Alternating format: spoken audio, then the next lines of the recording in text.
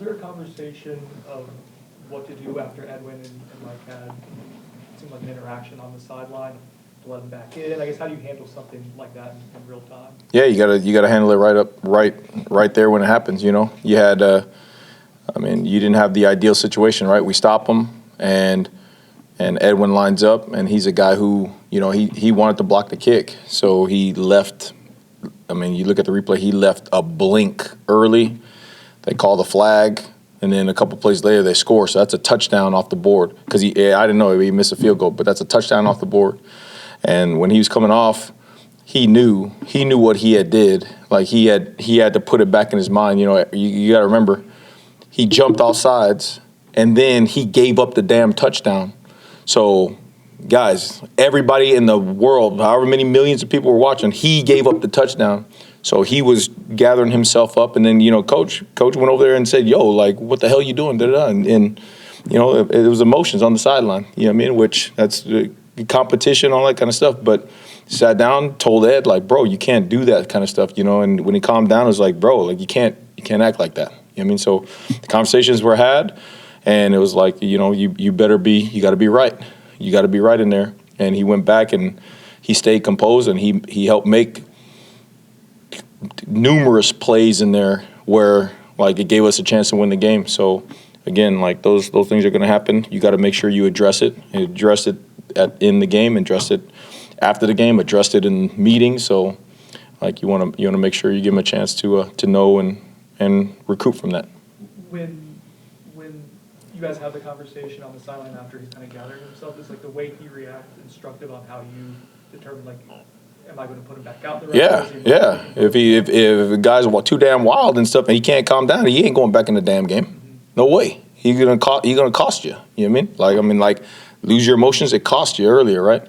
But at some point in time, like, Coop was there with them and coaching. He's like, hey, he better be right. You know, he better be right. And he calmed down, and he ended up playing and making some really big time plays. So again, that's part of the process. That's part of growth, right? Like, you know, and you get in those games, and everybody knew how tight it was, and you know what I mean, like, you wish he had handled it differently, and he will learn and he will get better from that moment. I know there's the 15-play drive, and there's been a couple of those long, drawn-out drives in the last few games. Mm-hmm. How do you address that, and how do you kind of nail the focus on those third downs, those opportunities to get off the field that seemingly are being converted right now? Yeah, I mean, that's it, right? If you're having long drives like that, it's a double-edged sword. On one hand, you're doing good enough to where they're not hitting big plays. They gotta drive the ball down the field. And you ask any DC, that's what you want. You want an offense to have to operate down the field, because at some point in time, you think you're going to take the ball away, you're going to hit them for a tackle for loss, you're going to do something to disrupt it, and they're going to punt the ball. Well, guess what? That's third downs. And I've said this in the streak of the games lost.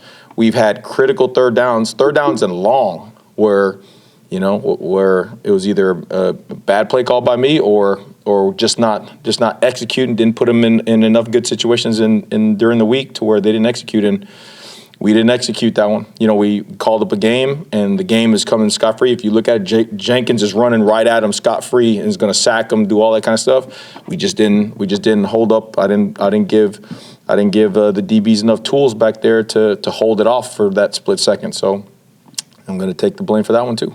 But that's what you want. You want offenses to have to work, have to march down the field, have to do that, because you don't think they can do it consistently. You know what I mean? The first drive of the first game, I think the debut was something like 18 plays, wasn't it? They went 18 plays and scored, and then they couldn't do it again like that. So that's what you want. But you got to win the situations. You got to win third down, and we didn't.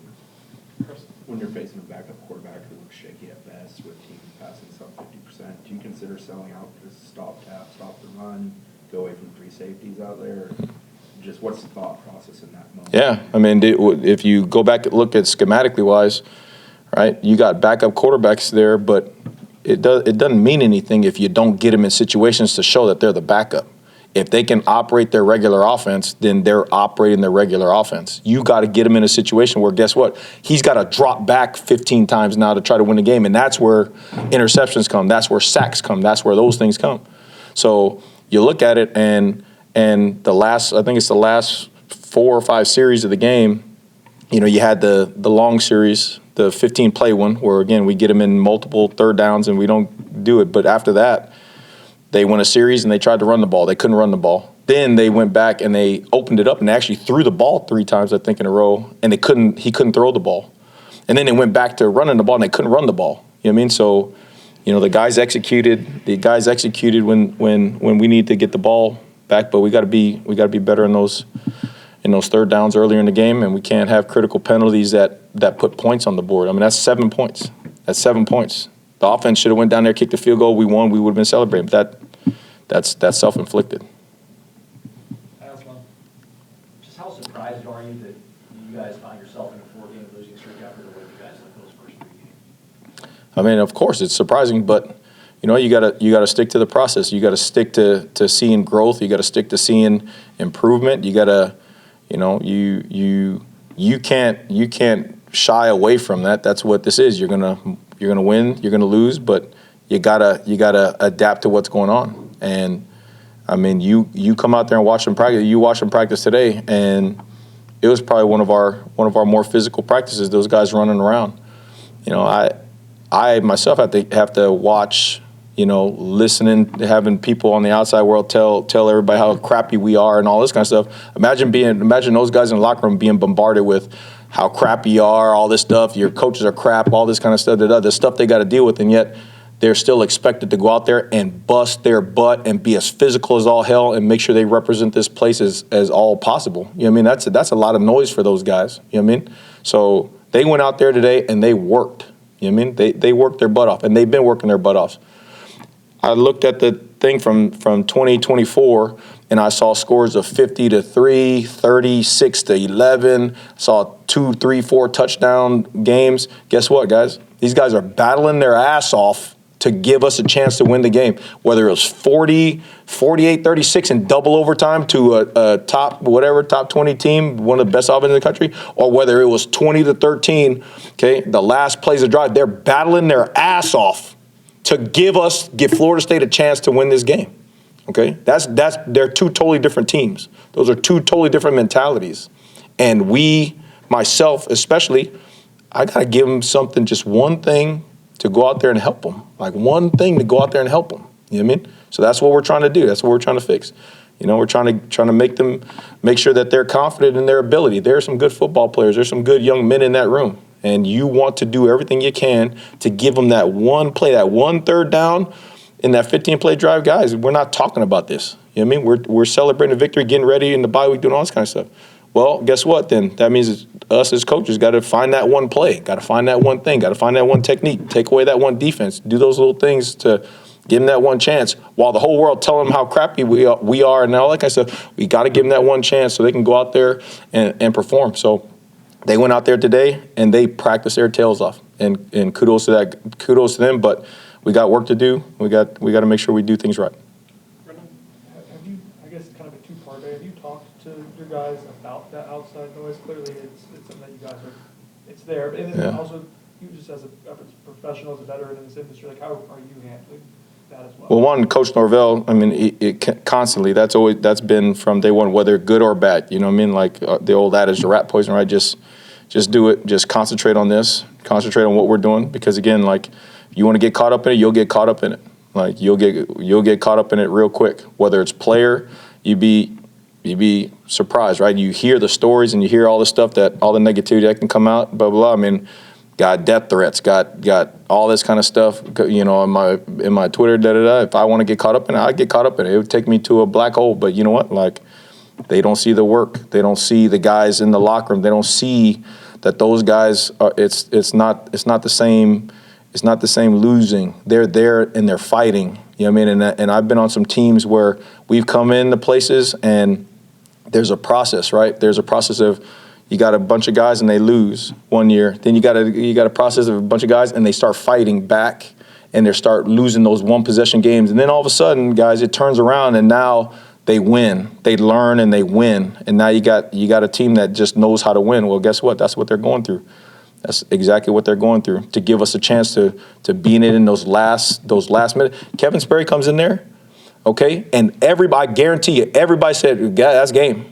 That's game. I bet you nobody had him driving down the field and getting our ass in a position on the 1 inch away from tying that up and going in overtime win. Not one.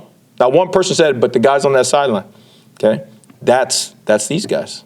So there's something brewing. There's something brewing right there that's like, hey, they can use this adversity to get them where we need to go so we can pull out those one-play victories and one series victories and go ahead and go forward. And to clarify, have you received death threats? You do that all the time, bro. Like, that's real. Like, whoever it is, death threats, the worst DC in the country, take you and your family and da-da-da-da. Like, guys, that's just part of social media, right? Like, that's the vitriol that's out there, but again, and that's what you sign up for in this profession, but that's not why I do it. I mean, I like talking to guys. I like writing good stories about guys. I love when those guys are shining and they feel confident and they represent their families, they represent this university the right way. You know what I mean? But when you're not producing the way you're supposed to produce, obviously there's a couple of those people that want to let you know, and that's fine. I get it, but that doesn't mean that we can't go out there and we can't work. We can't continue to fight. We can't continue to find ways, and that's what Coach Norvell is doing, finding ways, different ways amongst all the noise and all the darkness, finding ways to make sure those players know, like, dude, we're right there. We're right there, and all we need to do is break through, and it'll be bright days. Anything else? Corey? How do you, because there is so much speculation, we all know it, we all saw the release yesterday, you did too. How do you keep your feet present and not think about what your life is going to be like December 15th, or what these players' lives are going to be like? How do you, as a coach, and also keep your players from drifting into the future and think about, like, right here, right now? I mean, that's it's a little easier said than done. I mean, like, do you know what you're going to wear to work tomorrow? No. I mean, I have no idea. I got no idea what I'm going to see on this practice film. I just know what I just saw. But again, that's where you double down on your process. You know what I mean? Like, you got two outcomes, right? Everything goes wrong, you're going to have to deal with it. But guess what? I believe in the power of positivity. Everything's going to go right. And there's a totally different outcome. You know what I mean? And that's what those young men deserve. That's what the Florida State deserves. I mean, that's what Coach Norvell deserves. So we need to work. We need to find a way. We need to stay positive. We need to, drown out all the noise and make sure that we just focus on each day and each rep and each thing we got to handle. And if we do that right, you got to believe that things are going to be okay. So, Okay. Thanks, Coach. appreciate you guys. Thank you.